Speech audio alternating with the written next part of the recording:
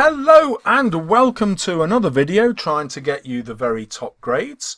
We're going to examine Jekyll and Hyde today from two different perspectives. One, the perspectives that will help you get grades 5 and 6, and then the same perspectives to give you grades 7, 8 and 9.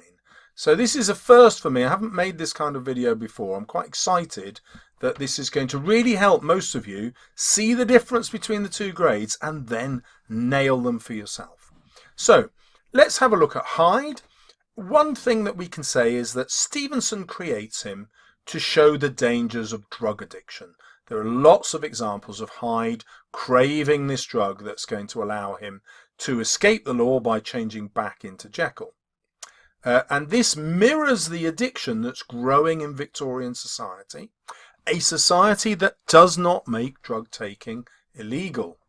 So his cravings echo those of the opium addict, and this was something that was affecting not just working class people that the readers wouldn't worry about, but the middle class people, people like themselves. Well, that of course may be true, but I'm going to offer a different perspective here. Stevenson himself is a user of drugs, both when he was at university and actually when he wrote this novel. He was actually taking cocaine, according to The Guardian at any rate, in order to cope with his tuberculosis. And so he creates this hyperbolic, which means over-exaggerated, creates this hyperbolic story in order to make fun of Victorian fears of drug taking. He doesn't see drug taking as an issue. It's something that actually is beneficial to him. It transports him into a different state of mind when he is able to then dream up. He literally dreamt up this idea of the story of Jekyll and Hyde while he was taking cocaine. So he's seeing the use of drugs as beneficial. So on the one hand, he's giving his readers what they expect, talking about fears that they already have. But on the other hand, with a closer examination of the text, you can see something else is going on. He's gently making fun of those very same readers because he doesn't respect them. In fact, in his later life, he didn't live much longer once he'd written Jekyll and Hyde, he thought this was the worst book he'd ever written. He didn't like it because of its many Christian messages and these things he had to include in order to satisfy the typical Victorian reader. And you'll see a lot more of that as we go through this video. Right, looking at that one example, hopefully you can see what I've written here about the drug addiction gives a clear understanding of some of the context of the time and the writer's ideas at the time. Now I've introduced something completely different, a contrasting interpretation, and that then gives you a convincing exploration of perspectives and interpretations. And I'm going to do that all the way through so you can see how one grade 5 and 6 idea can be interpreted in a different way. Right, let's look at this one. Jekyll's experiment, when he creates Hyde, shows the danger of experimenting with nature and the dangers of science. And so this experiment symbolizes what's going wrong in society, where scientific discovery is creating new problems and new fears for the readers. Well, on the other hand, Stevenson suffers from this medical condition, a lung disease called tuberculosis, and he's actually desperate for medical advances. He doesn't believe that science shouldn't interfere with nature. Nature is his disease here. He wants it interfered with. And this is why he deliberately chooses Jekyll's house to be the famous John Hunter house. So in case you don't know, John Hunter was a surgeon who made massive scientific discoveries that helped medicine, but he did it by doing something totally immoral and totally illegal. He paid people to steal dead bodies from graveyards so that he could dissect them and teach his medical students from them. Now, he picks that house to show how Jekyll is corrupt, which fits this view, but he also picks that house because once Stevenson is writing, Hunter's medical advances have been really significant in improving medical science. Thousands of people have benefited from it. The medical services have become much more efficient because of that apparently immoral act. So from this perspective, he's showing that science is more important than society's moral values. Another grade 6 idea, and 5, is that Hyde represents pure evil and is a warning to society about turning away from Christian teaching. So if they stop going to church and stop believing in God, this will cause a great decay in society. We'll all start releasing our innermost Hydes and giving in to our evil desires, which will only end in tragedy, as they do for Jekyll. Conversely, Hyde did not have to be evil. There's that moment where Stevenson, through Jekyll, explains that it didn't necessarily have to be that the alter ego was an evil one. It just fitted Jekyll's mood at the time. But if he'd taken the drug at another time, the alter ego might have been something quite different from the evil Hyde. Another idea is that the reaction of others towards Hyde, for example wanting to kill him when they first meet him, is much more evil than his actions towards them, if we think about the trampling of the young girl. But that's obviously before the killing of Carew, which I'll come back to.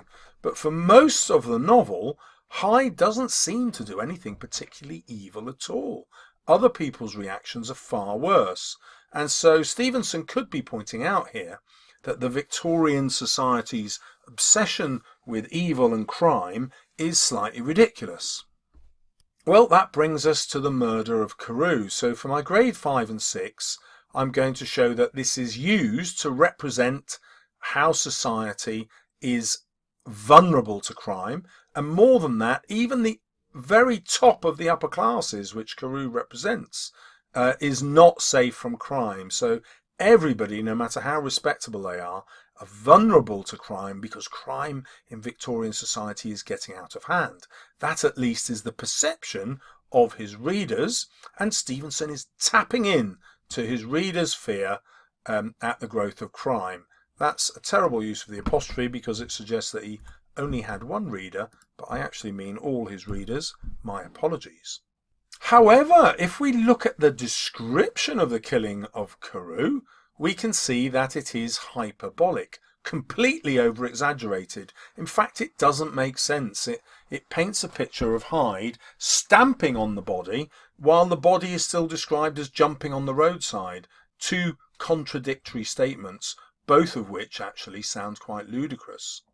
And Stevenson uses this description to mock the tastes of his readers, because his readers enjoy these gothic, violent, sensational descriptions without questioning what they read.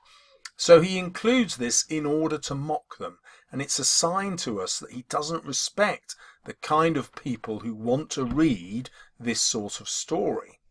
But it also asks us to question whether he actually believes in Hyde's evil. There is no explanation for why Hyde kills Carew. It just doesn't fit the rest of the story. It does fit it from this point of view. It warns everybody that nobody is safe. It warns everybody that if we become like Hyde, we're giving room in society to pure evil. But the description of how it works suggests that Stevenson doesn't really believe in this, which is why he makes the killing seem so unbelievable.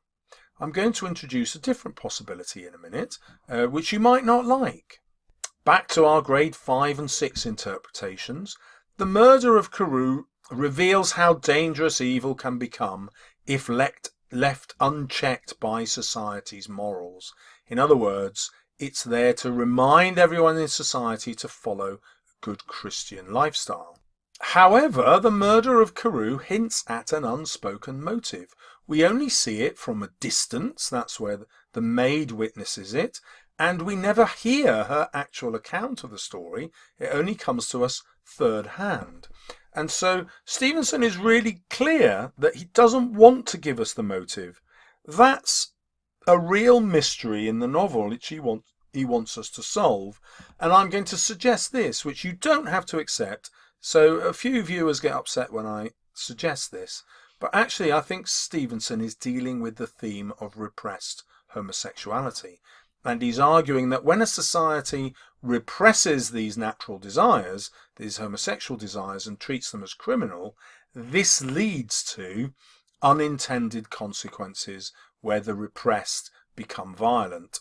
And I'm going to suggest that Hyde is a symbol of the repressed homosexuality of these Victorian men. Now, you don't have to take that interpretation, of course. Let's go back to the grades 5 and 6. The novel centres only on men because Stevenson wants to point out the hypocrisy of Victorian gentlemen. So these are all very well-to-do men who, many of whom are behaving in immoral ways, and Jekyll is the best person to personify that, and obviously he creates Hyde in order to perform these sins in private through the form of Hyde. So no one can blame Jekyll for indulging in whatever sins he's indulging in, because he doesn't technically do it. It's Hyde that does it, and no one can make the link between the two of them. In other words, he can get away with it. Well, that, of course, is hypocrisy. Saying one thing but doing another. Okay, well, what's the more sophisticated interpretation for the higher grade? Well, here the men are single because their secret vice is the love that dare not speak its name. Now, this is a phrase coined by famous playwright Oscar Wilde, who was convicted in 1898 of homosexuality, and as a result of that was sent to jail, and as a result of that, when he came out of jail, moved to Paris. He had to leave the country because the fear of homosexuality was so great. So if this is a novel about homosexuality, then this is the secret vice that is not named. It's hinted at by Utterson when he talks of blackmail. I'll put a link to the Utterson video up here which will show that to you.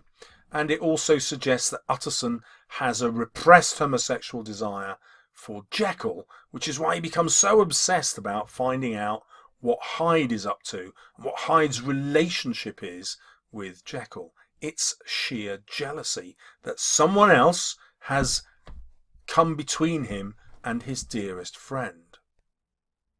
Right, well, we can ditch that theme now. And back to the grades 5 and 6, Hyde is created to show the Victorian fear that scientific discoveries, like the theory of evolution, attack Christian belief. So the Victorians are feeling their Christian values are being undermined by these scientific discoveries, which prove the Bible is no longer literally true. If we're not descended from Adam and Eve, but from earlier organisms like apes, then perhaps the whole of the Bible is not true, and this therefore questions all of their Christian belief. Well, the other alternative is that Stevenson's actually not a Christian. He rejected Christianity in his 20s, became an atheist, and what he's saying is that actually we get the society we deserve, and that evil is not punished by God in real life. I forgot the "not" there.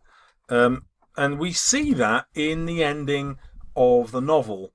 It's quite easy to read the novel as divine punishment. So Jekyll is punished for these wicked experiments, and Hyde is punished for being a murderer, and they both die at the end. And that's proof that God is at work re-establishing Christian moral values. However, another way of looking at the end is actually that Hyde kills himself. There is no punishment by God here. It's Hyde's action.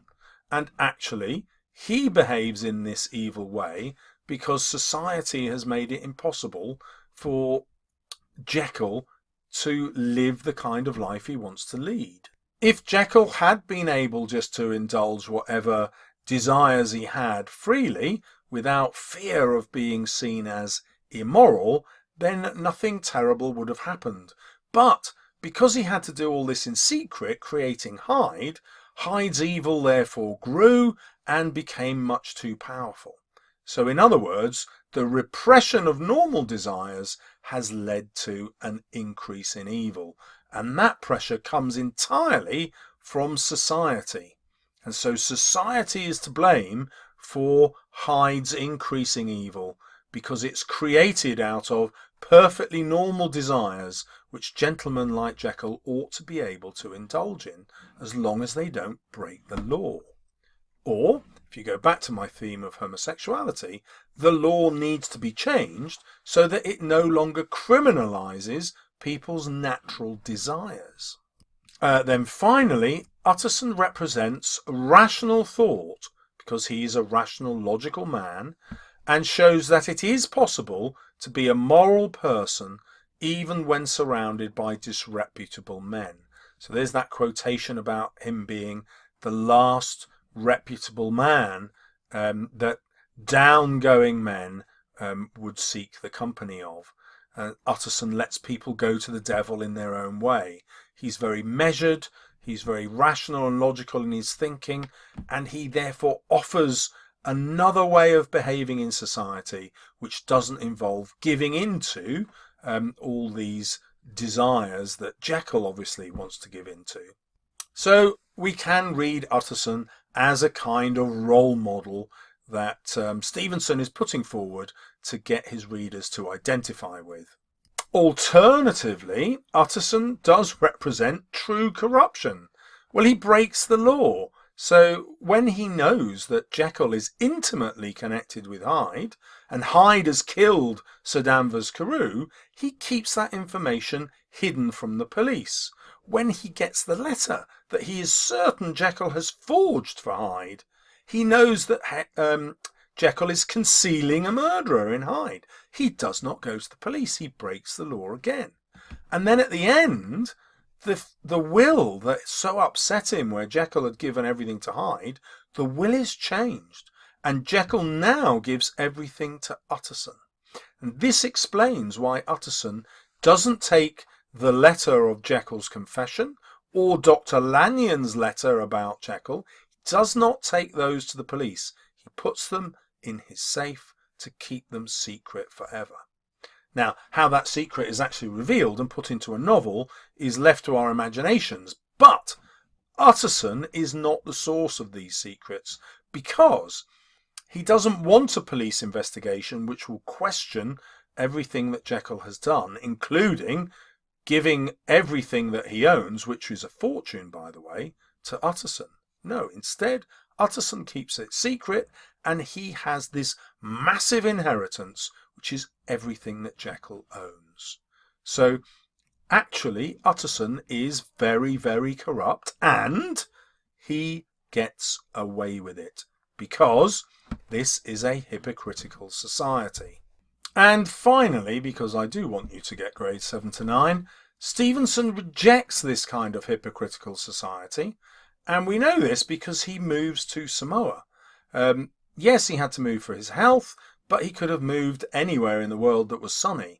But no, he abandons Europe, he abandons America, and instead chooses a non-Christian society, a pagan society, a more primitive society, which you can see is the accusation levelled at Hyde. Hyde in the novel is rejected because he is primitive, but actually we can see that Stevenson sides with the primitive. He wants us to sympathise with Hyde, and he wants us to reject this Christian kind of repression that creates Hyde's intensity and evil. So, food for thought, I hope. And you can now see the difference between a clear understanding and a convincing exploration of other perspectives. Go out, get the grade 7. See you soon on my channel.